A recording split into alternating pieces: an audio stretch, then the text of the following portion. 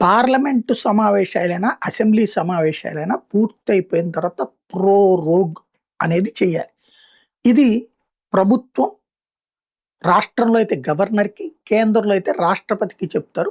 Rogue చేసినట్టు ఒక order వస్తుంది. అంటే నిరవధిక వాయిదా.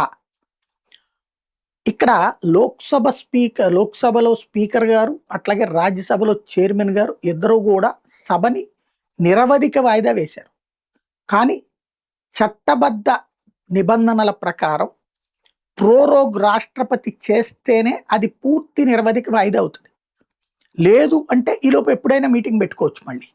అంటే మామూలుగా అయితే కనుక ఈ ప్రోరోగ్ తర్వాత మళ్ళీ మనం పార్లమెంట్ సమావేశాలు పెట్టాలంటే క్యాబినెట్లో తీర్మానించి ఆ విషయాన్ని పంపించి రాష్ట్రపతికి కానీ గవర్నర్కి కానీ ఆ తర్వాత డేట్స్ అవన్నీ ఫిక్స్ చేసుకోవడం ఇది సభాపక్షం జరిగిపోతుంది శాసనసభ విధానాల ప్రకారం.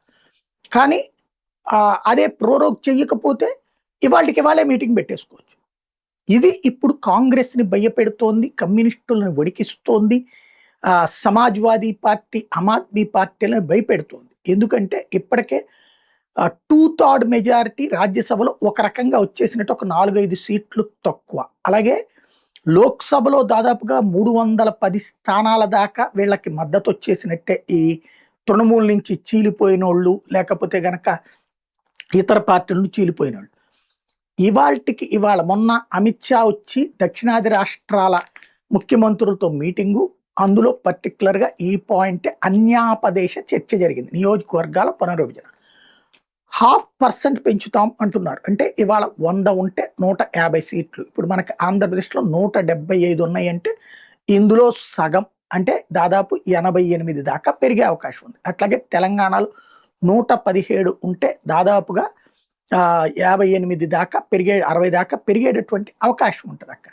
అలాగా కాకుండా ఒరిజినల్గా కనుక చేస్తే ఉన్న వాటిలోనే తగ్గే అవకాశం ఉన్నటువంటి సందర్భం.